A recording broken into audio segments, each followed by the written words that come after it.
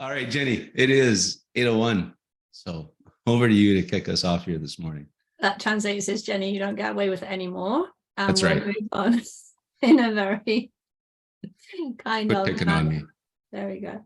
Good morning, everybody. Welcome to our Friday morning. If you are brand new here again, welcome. If you're returning, welcome back. It's so good to have you in here this morning. So a cold, frosty morning here in Calgary. For those of you who aren't from Calgary, there is Calgary's skyline. SAIT is up on the hill, and we get to take a peek at that every day when we're on campus. Originally known as Mokyntas. Mokyntas, sort of translated, is the elbow, where two great rivers meet. It was the traditional land of the Blackfoot, then shared by the Beaver people of the Tsuut'ina and the Nakota people of the Stoney Nations, as well as the Northwest Métis homeland. Today, we, Craig, myself, SAIT, Calgary, recognize that in all we do, we're on the Blackfoot Confederacy, which encompasses our Indigenous people of the Siksika, the Piikani, the Kainai, the Tsuut'ina, the Stoney Nakota, and the Northwest Métis homeland. We also recognize and acknowledge all of those who make their homes in the southern region of Alberta. Wherever you are today, we don't all hang out here. Welcome. Thank you for taking a minute. Everywhere where we play is a land with a very deep heritage, and it's important to us just to take a moment on our Fridays to recognize that. Thanks, Craig. Perfect. Thank you, Jenny. Wonderfully done as always. So just again, a couple little housekeeping things. Keep the chat going. Many of you have found the chat, and we love the interaction that we get there. I try to keep up with it as well as listen to Jenny and try to add some value to the conversation from my end. If you have specific, let's try that again. If you have any specific questions, please try and pop them in the Q&A. Makes it that much simpler to walk through. But we struck a note this morning, Jenny, with this topic, because this happens to be the single largest registration group that we've ever had for a Friday morning. So thank you for that, everybody. But to kick things off, the question I have for the group is assertive leadership. It obviously struck a note, drove some interest. If you would, in the chat, if you're comfortable, share why or what, or what the particular interest in this topic is and what assertive leadership might mean to you. And Jenny, while that starts kicking off, I think the question I would put to you on this is, why assertive leadership? Like, how's it different than passive leadership or aggressive leadership? Oh, I thought we were going to have an easy question to start with there. In its true form, assertiveness is being able to stand up for what you think, feel, need, believe, want. And then when we pop it into a leadership form, that's not just you, but that's your team as well. And so that suggests that assertive leadership is going to hold you in that space as well as your team in that space. Being able to speak up for your team, with your team, is crucial. And then, our constant conversation, work is about performance and accountability. And sometimes, to be our most assertive, are in those conversations that we don't particularly want to have. And when we get it wrong, we end up with passive, we do nothing about it. And then, or the other sort of end of the continuum, we end up with aggressive, and we throw all sorts of different names on that, bossy, there's various other B words, I nearly said it then, that come out there too. So assertive sits firmly in the middle, and assertive recognizes that we are side by side. There you go. Interesting. Yeah, I actually never really thought of it as a continuum, to be honest. We actually talked about this before we got in here. So there you go. I like that visual. I love this, and I think we'll dig into that a little bit more. Some great comments here I just thought I would go to, because I think they hit the point, right? Gabriella, right off the bat, striking the balance between passive and aggressive. So it is right in the middle there. Yeah. Apparently we're done. Thanks for coming. Transparency comes up a lot here. Advocating for ideas when navigating opposing viewpoints. Assertive leadership does not always seem like a bad thing. It's something I'd like to get better at. Why don't we just click on that one for a second? Is it a bad thing? Is it a good thing? Or is it just a thing? So it gets a bad rap. I think there's a lot of confusion between assertive and aggressive. And so assertiveness is never comes from cruelty. Like there is no reason to be cruel. And assertive is never harmful. And we can be harmful in so many ways. We know that. Assertive isn't passive aggressive either. That's a really tricky one in this space, because what sits behind passive aggressiveness is I'm not responsible, so good luck guessing. And we get all kinds of they're toxic behaviors, but they're very difficult to put your finger on. And so assertive, it's an absolutely positive way to move forwards.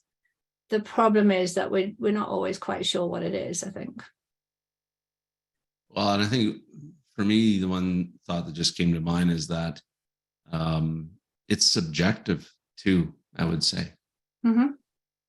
What my feeling of assertiveness is could be entirely different than yours. And how I interpret your approach, I could interpret it as assertive or simply not assertive, right? So there's an interesting layer in there as well as to what is or isn't assertive. I guess it's in the eye of the beholder, so to speak. Yes. There's a couple of things right in there straight away in that. So here's a good one. Okay, you and I are face to face, and you say to me, Jenny, don't take it personally. When we are face to face in conversation, that's personal. Like it doesn't matter how you try and break it out. You can't. You really don't get much more personal than that unless you're wandering into something intimate. That's a different place in our lives, and so it is personal, and so it does matter where our mindset sits. Mm-hmm. And we can go there straight off the bat with I have a slide that might make you raise an eyebrow, Craig, but let's go there because it's important. I think is the mindset that you enter a conversation with is really important. And so here we are on any given day. And so I'm going to focus this on you. It's just easier. But this is dangerous. You have your version of you, how you see yourself, and you have a perception of me within that conversation. Now, the language in here in this slide, for those listening, this is, I think the posh term for it is transactional analysis, and you can do a degree in transactional analysis. So if you're there, you know that stuff, I'm going to apologize right now because this is the fast flying Jenny version of it. So one way for you to enter that conversation, Craig, is that you value yourself. And if we look at it, let's take some SATE language here. Okay, so you're a director. And if you look at the definition of my title, an adjunct instructor, that's up here and down there. So you could come into that conversation with, well, Jenny's just a facilitator. What would she know? And so immediately that conversation's unbalanced, right? We talked about assertiveness being here. We're now here. And so it's hard for you to stay assertive.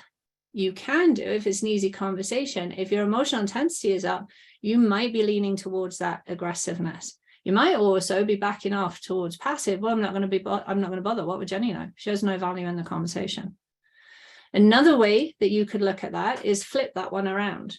So if you don't have confidence in yourself, you don't believe in yourself, you don't have value, and you think I'm a rock star and you put me up on a pedestal, this is kind of fun. Then that conversation is unbalanced again, because I could say something that's absolutely rubbish, unrealistic, and you're unlikely to match me on that. So again, we're unbalanced. That mindset is off balance. Obviously, down the bottom there, I'm not okay, you're not okay. That's a pretty bad place for anybody to hang out because you don't like or trust yourself and you don't like or trust anyone else. And that's a kind of awful place to be. And then the one, obviously, that we're looking for right up in the top right-hand corner there is that's where you see us like this. And this is the point where it is human to human. And so that assertiveness, when it's matched with an empathy, and I'm in emotional intelligence language here, but when the two are very matched, Yes, you're going to stand up for what it is that you need, where we have to get to, what you believe in, but your recognition is, I have value in that conversation. So now that conversation is you and me. And those of you who've seen me in 3D version, if I'm talking about this, we'll often play catch in the classroom, because that's a cadence in the conversation and there's a voice share in that conversation. So it brings us to, assertive isn't just, I'm going to state my mind and we're done, look at me. That was nice and assertive. Assertive actually is a conversation and an awareness as well. That was a lot, sorry. No, it's great. And I will just, before folks pop in, we will send the slides out so everybody has a copy of this, but and that's probably one of the best pictures there is of me. So there's an added bonus, but Charles, good point in here. This is self is seen by self versus self is seen by others. Is essentially what we're driving at there. And Jennie, it's tough to not put you up in that pedestal piece in these conversations, I will say. But there's a couple of questions here. One let's pop into: how does assertive leadership work in combination with teamwork without falling into people pleasing? Okay, so that's a really good question. Thank you, wherever that came from. Thank you, Aaron. So people pleasing is that stems from our belief system. Okay, so when we talk about I'm okay or I'm not okay, if you're a people pleaser, it's all about that inner conversation. It's all about that belief system. And at its worst, I'm not good enough if I'm not pleasing everybody around me. You can see how that would quickly hold you up in any conversation. So if that's you, what you want to do is start listening to what's that inner voice telling you, and where do we need to change that background conversation, that inner voice, to help assert in the conversation. And so sometimes what's out of whack is our reality, ability to sort of see the reality of it, because we're so busy trying to please everyone that we're not seeing the situation for what it is and where it needs to go. And when you're a leader, your team needs you to see the situation. Sometimes you might involve them in where to go. Sometimes it's on you where to go. And so if you have that clarity, then it's easier to have that conversation with your team or work within your team. But if you're so busy trying to please everybody, that's exhausting. And you're really not going to get much momentum off that. Well, and I think if you're busy trying to please everybody as well, you're probably not going to accomplish much. Exactly. Right? Because you can't, right? Because you're going to spend your time focused inwards versus focused outward in the purpose of the group, right? The purpose of the group isn't there to, yes, there is the need to build team collaboration, etc. But you're there, 100%. You're there to create something external, And I'd add to that too, because there's a dimension on everything. The other version of pleasing everybody is proving yourself the whole time. That's also not necessarily assertive and not necessarily helpful, because if we're pleasing or we're proving, we're trying to be perfect. Again, exhausting.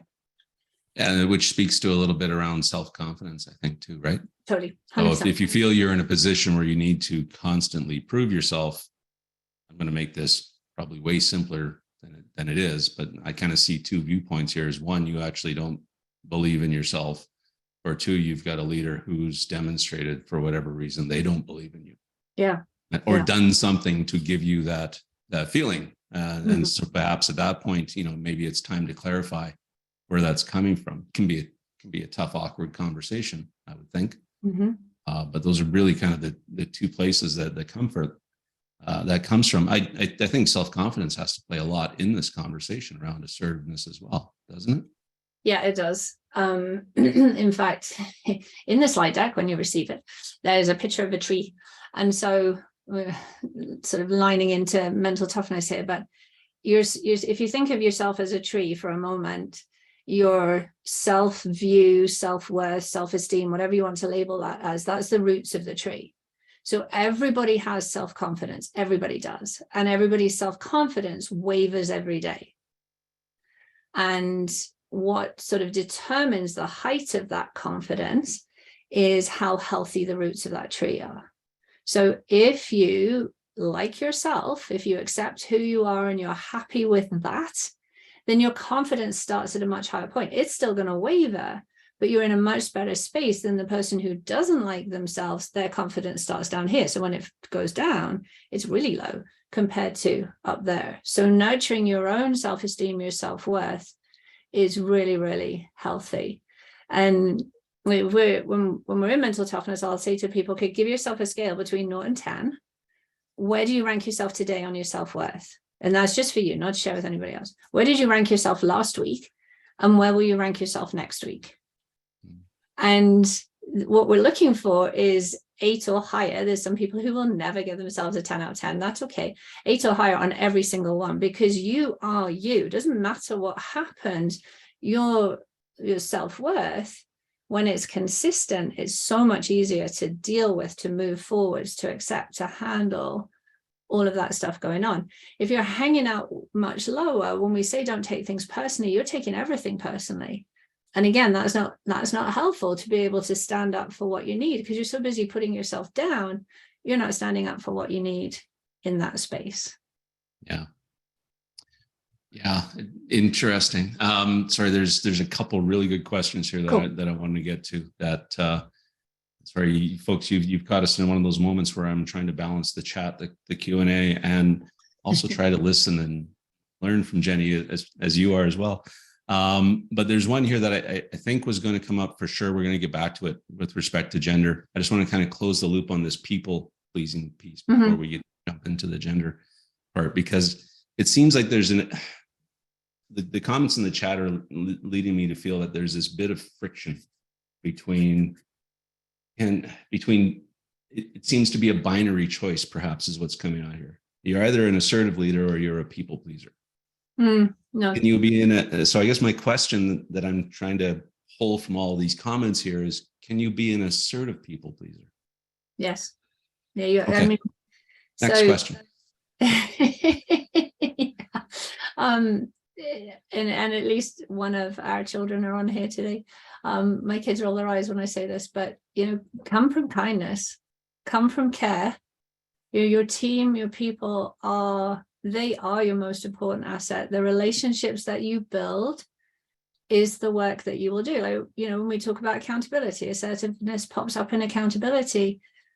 When you have the depth of relationship, that is not a difficult conversation. When you have no trust and no depth of relationship, that's a difficult conversation. So sort of my piece with that on people pleasing, it's the unnecessary people pleasing and trying to be lovely and trying to be, everything within. We just can't do that. But we can absolutely, remember what I said at the beginning, assertiveness is never cruel. So we can always come from care, and we can always come from kindness as well. Yeah, oh, that's so good. What was that again? The relationships that you build are the work that you will do. Is that what you said? Maybe. I'll go back to the recording afterwards. Yeah, that's good. Yeah, no, and then there is kindness in clarity. There is kindness in clarity.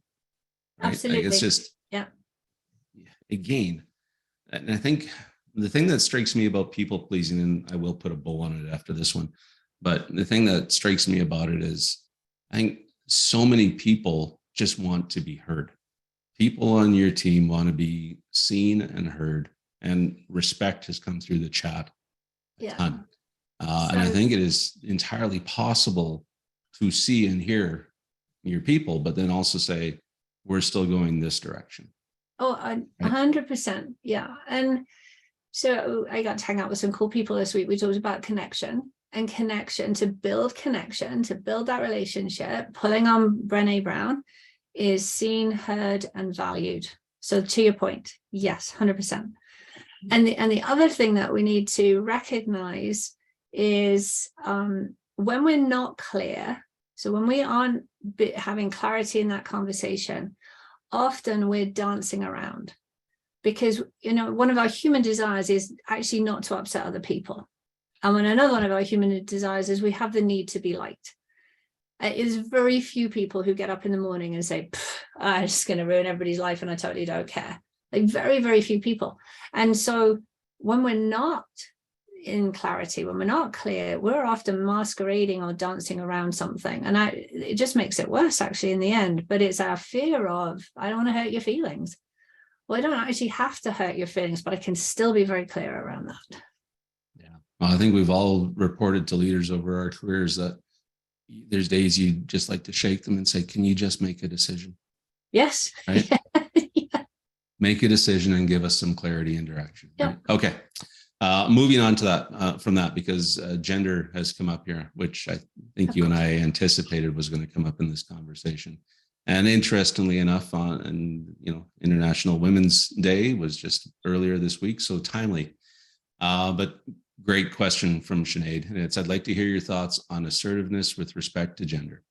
My experience is men who are assertive are respected and leaders, and women who are assertive are, insert your B word here. So okay. I'm going to defer to you, Jennie, to start with, because I'm not sure I'd like to think I don't have blind spots here, but that's why they call them blind spots. So I'm sure I do. But so, all right, somebody, if we're talking to someone that says, okay, I get accused of being whatever B word we want to use or aggressive, and it's a gender piece, my first question always, and this is as much for like any gender, my first question is, are you actually being, what's your intention? Because if your intention is to step into a conversation and say, I'll show them, I'm just going to put this straight. Or the other tagline that we hear, okay, I'm just going to be brutally honest here. That is a flag to check in with your mindset. Because at that point, you've just done this to the conversation. Your language is likely to be along the lines of blame and accusation. And then in which case, maybe didn't set yourself up to be seen as assertive. So always come this way first. And that's the same in anything leadership. Like when it's not working, look here first, because one consistent thing in the conversation is me. So I've got to look here first. Then it's probably going to come down to language. I would suggest there's a relationship piece in there too. Like if we're not investing in the relationships, assertiveness is harder, very possible, but it's harder. And so one of the things that we talk about a lot when we're working in assertiveness is shifting the language from blame and shame to owning the language. And I have this in our end piece when we share what can we do next. But if you think about it, if I come at you with you should, you must, you did, you ought to, and basically I'm doing this, even if I'm not doing that, I can still come in there and I'm just doing that. So I'm popping that person on the back foot. The only retaliation, or actually the only response, but it's going to end up being retaliation, is defense or protection. But if I come in with, Craig, this is what I'm seeing, or this is what I heard, and I'm frustrated that this is the 5th time we're having that conversation, I need to understand what's driving this. Now we're in a different conversation. It can be as clear, crystal clear, and there's nothing fluffy in that conversation, and it's still a tad awkward, difficult, but I haven't come in on the slap down, and that sometimes holds the difference. So I think the key is in the language. Like lots of people have heard me say this before, but it's really rude to should on people, and when we throw a you in there too, that's tough. That was should, right? Yes, should. Okay. They have been misquoted too. Yeah, I know it's an interesting conversation. I would like to think that things have progressed significantly in recent years. I would hope they have. Tough for me to necessarily see. It's interesting, right? Rick makes an interesting comment up above. An a-hole is an a-hole in any gender. Respect doesn't carry a gender quotient. I think that's such a very good point. And it's unfortunate that we actually have to dive into this side of the conversation, I think. but it's still out there. And and I think, if we go back to that slide that we had, if your approach is you and me, and we're human and we're in this conversation, there is no need to swing to that other end of the continuum. And I'm going to tag this here because, our hope is it's changing. It's not changing in a lot of places. And, to come from a female perspective, there's a lot of women who are fighting in industry, and well, we're all exhausted, but we're exhausted, and this is a tiresome fight. And so that's one of the things that assertiveness does include, is it's not a one and done. And so I have to show up again and again. And the other piece that I'll say is you get what you tolerate. And so if you don't have the conversation, if you don't tackle that with, come from kindness again, like come from care, but hold that clarity. And if our language is appropriate, it's possible, I think. So I'm going to lean into this a little bit more. We certainly didn't plan to go here, but I think it's an important conversation, and especially this week as well. I can't see the full attendee list. I don't know what the gender split is here, but what's your advice to me? What's your advice to me to help this get better? Oh, be human, be an ally. And by ally is an interesting term. So where it goes wrong, and this is always the case, and this isn't gender specific, it goes wrong when our egos get in the way. And so, challenge the thought process. Look at where you're holding people up. Like, I was going to say, I'm struggling with advice for you because you do it quite well, I believe. Half your team's probably on here; they can speak up themselves. But recognize the females around you, recognize the work that they're doing, and appropriately. Like one of the main components of trust is sincerity. Like, don't call it what it isn't, but where it is there, let's promote that. Let's talk about that. Let's hold them in as high esteem as their male counterparts. And there's that story about the tennis player this week. Like, that's just an example. And I forget who it was, but they both play professional tennis. She wins a tournament, she gets $1,000. He wins a tournament, he gets tens of thousands of dollars. Same crowd, same ticket price, same duration of game, same intensity of game.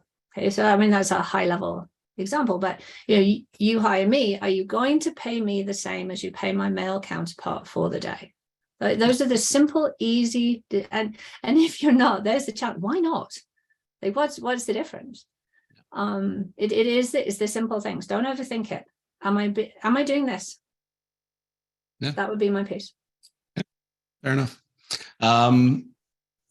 So Sinead, thank you for that question that spurred on that last little bit of conversation there. Couple other questions here I want to get to. How do you be assertive and not aggressive when your direct leader has a very top-down leadership style? This is probably coming from somebody on my team.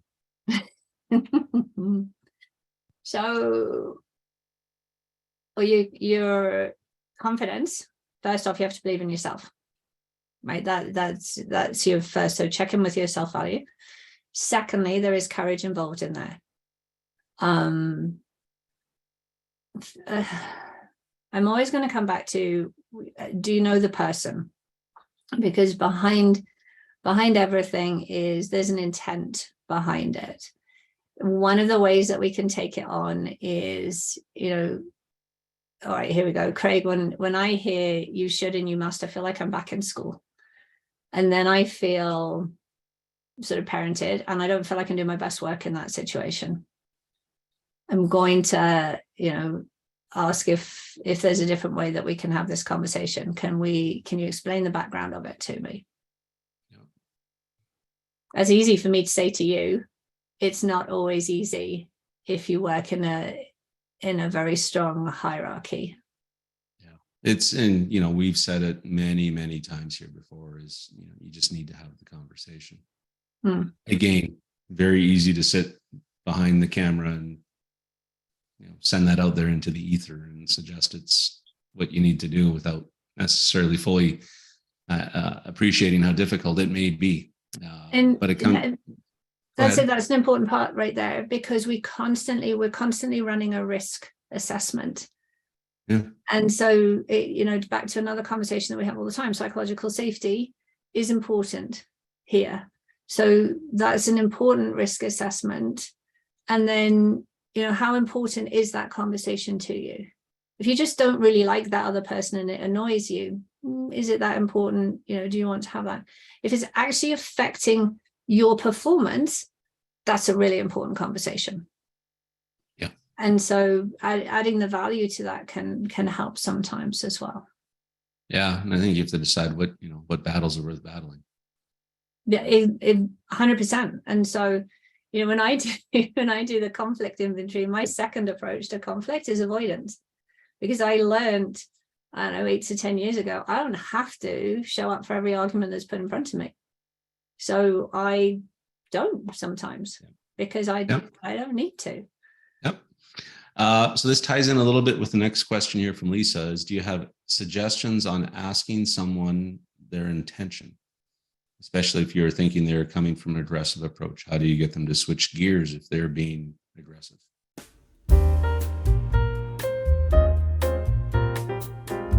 I'm going to keep talking. We'll see if we get Craig back again. He's frozen on my screen. Let's go back to what he was asking there, and that's how do you switch the intention? So when somebody's emotional intensity is up, they care. There's a passion in there. So the first thing to do is to recognize that. And when you recognize that piece, then that starts to allow them to come down a bit. And the other piece that we need to sort of pay attention to is, now I've lost Craig completely. The other part that we need to pay attention to is that emotion can't last forever. So if we give them the space to let that come down, then we can begin to have the conversation. The really key part in that is not to wear their emotion. So their emotion is contagious.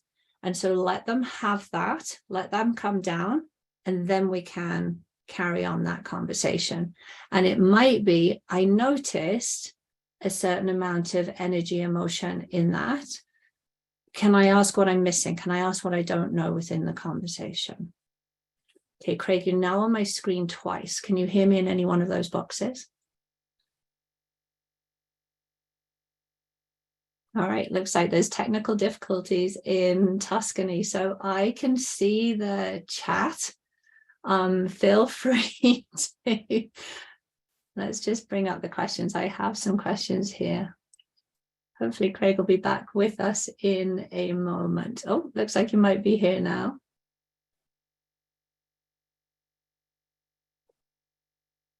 Okay, Craig, can you hear me?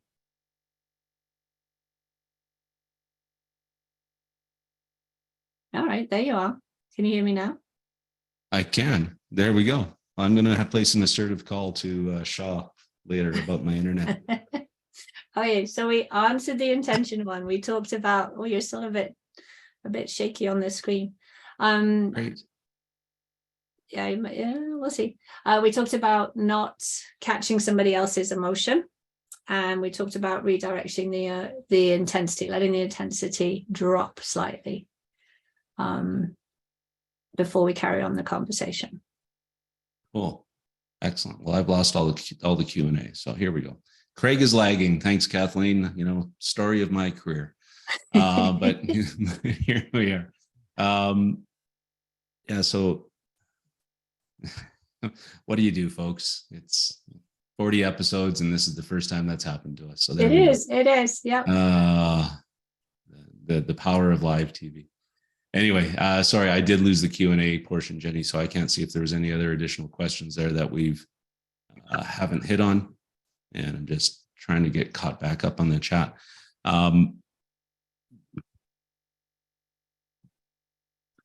One of the things that, sorry, I'm just going to come back. Nadia apparently had a question. You can see the Q&A. It's totally wiped out for me. Sorry, folks. So Nadia's question is a situation. So an employee that's constantly late and spoke to her boss, and that's resulted in that employee having to be released. But now the boss has turned on that decision and is justifying that person being late. So yeah, her feeling is it being at fault by speaking up what could have happened in that situation. It's really difficult with just a little bit of information, but one of the classic sort of stems from there. So this comes back to, and somebody did ask in the chat, can you expand more on you get what you tolerate? So let's say, Nadia, and I don't know the situation, but let's say that you're the leader of that person and that person's late and you don't say anything, and that person's late again and you don't say anything, and that person's late again and you don't say anything, and yet we have clients who are complaining because the person is late. So in that situation, and this could well have happened, we can't get that just from the question, is at what point did the conversation happen?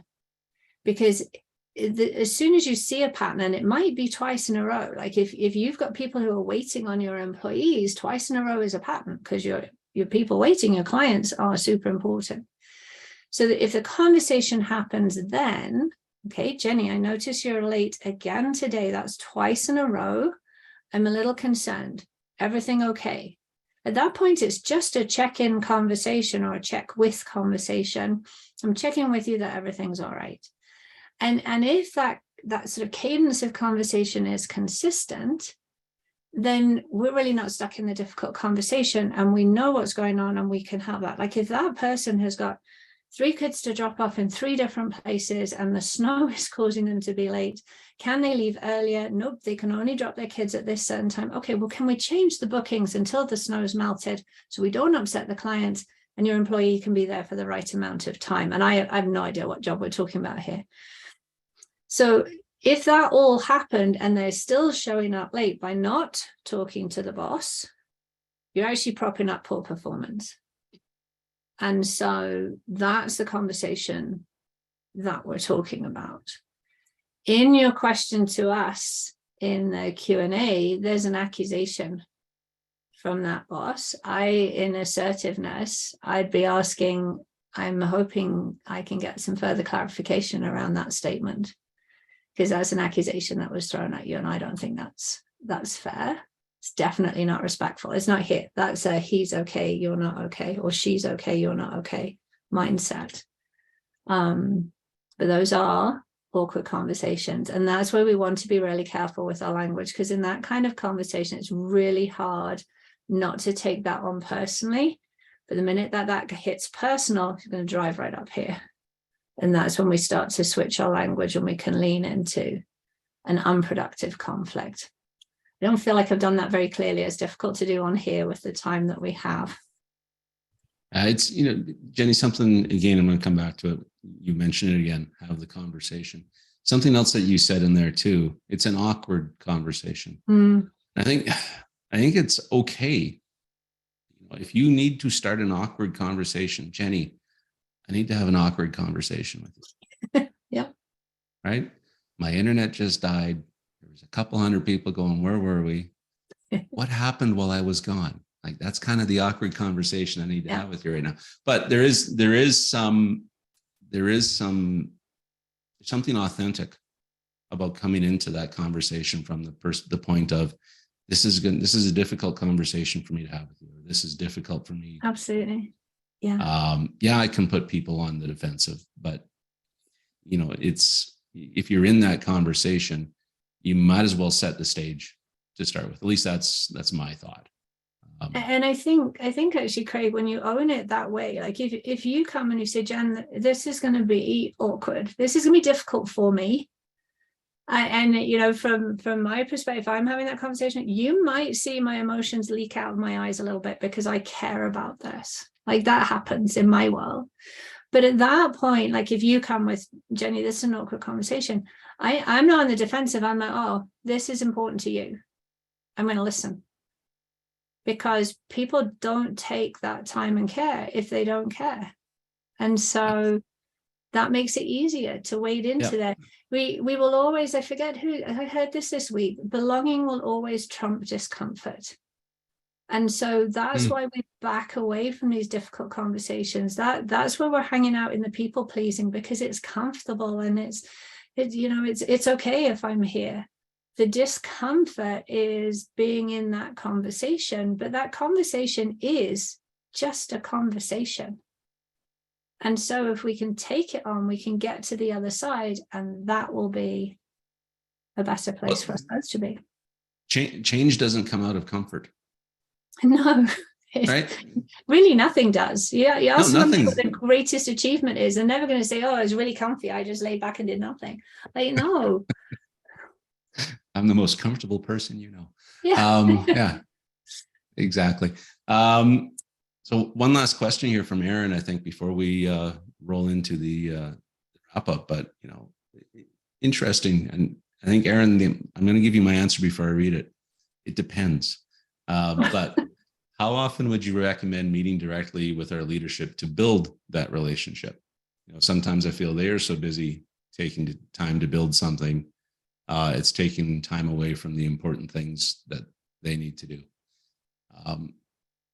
Again, I'm going to give my thought here, and then Jenny, over to you. In not knowing any context about your situation, Aaron, but for me, I think the leader's number one job is to make sure they are helping to build and grow their team, not necessarily build and grow something else. So I'm waiting for all my team to send me notes later on and let me know how I'm doing there. But Jenny, your thoughts? First off, I think here's an assertion. They don't have to come to us.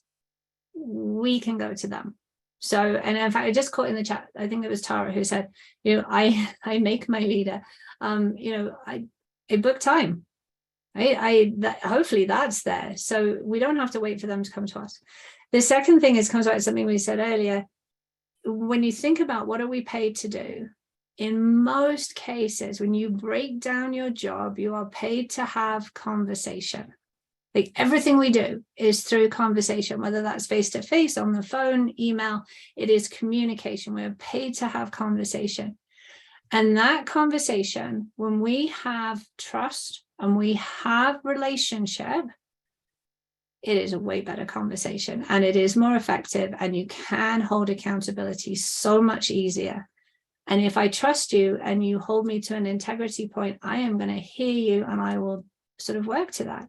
If I don't know you and I don't trust you, maybe. So, I think it is important. I think, Craig, you're right. It does depend, like different industries, different situations. If your leader is 2,500 miles away from you, that's a different cadence of conversation, but we can do it in so many ways. And if you come back to it, the relationship is such an important part of leadership. Yeah. And our businesses. Yeah. Okay, Jenny, I know you and I trust you.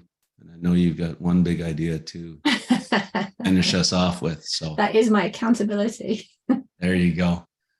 All right, let's go there. So what we offer for those of you who are brand new, every time you come, we will share our idea and two things that you can take from here and put into practice straight away. Let's just get the right slide here.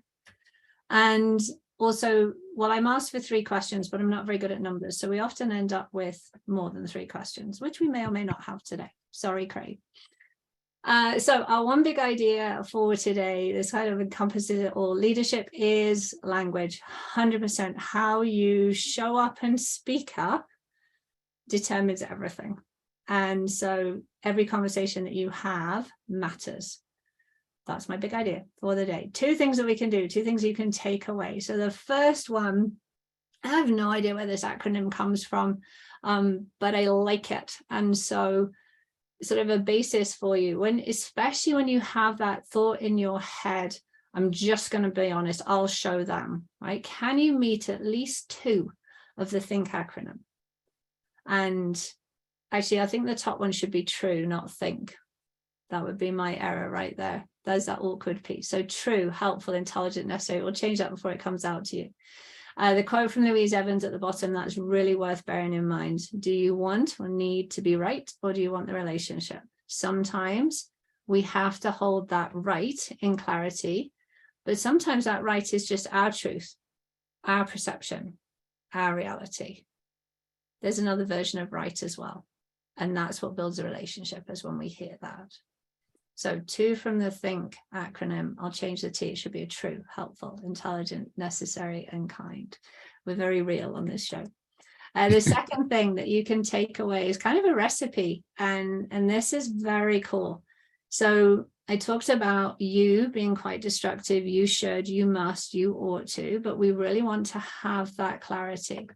So the way that I will often put the conversation together, it always starts with I, and it doesn't have to be in this order, but if I start with what I know, or what I can see, or what I can hear, that's my reality. That's the evidence that I have.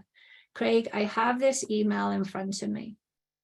This is the best information. This is the best feedback that we've received in weeks. I'm absolutely delighted. Now, people get a little bit squirrely when I talk about, okay, let's put an emotion in there, but there's a power in there.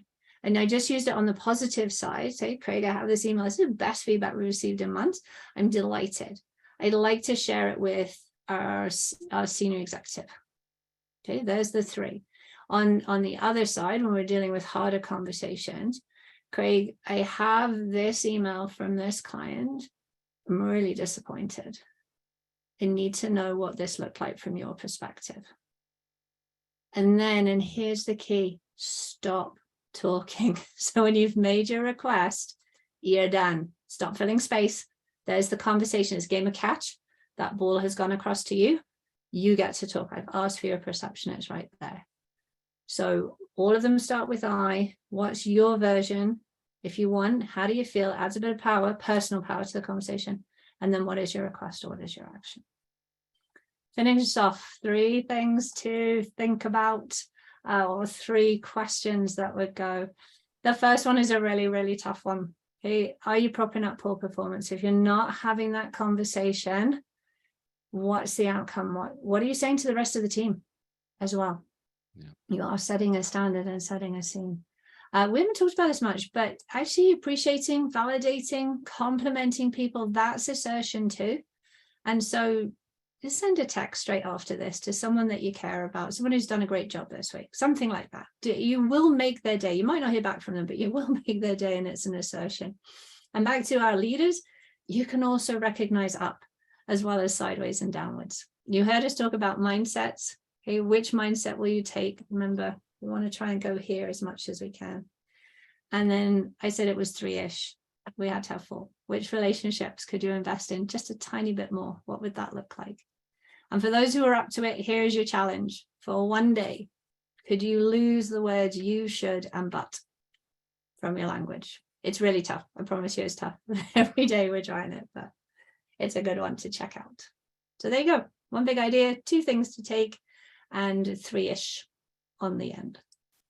There you go. Well, if you're a Bruins fan, you can't drop the word lose from your vocabulary today, because those guys beat them last night. So anyway, but thank you, Jennie. We are back again in a couple of weeks. It's been a month since we were here, but we were back again in a couple of weeks with another conversation with a great leader. State's own Heather Magatu is going to join us for a conversation. Really looking forward to that. And then again in April, it's April already, connection and culture. So really looking forward to that conversation. If you liked this assertiveness conversation, Jennie's actually got a class coming up April 12th and 13th. And it's going to be expanding more on this. You can certainly find your way to register for that via our ConEd website. And if you haven't done so yet, please follow us on LinkedIn We would love to have you join us there. You will see all sorts of resources, links to upcoming events, et cetera, et cetera. And if you've got questions or you want to tell me how terrible the internet was today, feel free to email Shaw and copy me. And my email address is there. So have yourselves a great day and a great weekend. It looks like things are warming up next week. So hopefully spring will finally be here. And Jennie, as always, I appreciate you. Thank you for all you do here. Have a great day, everybody.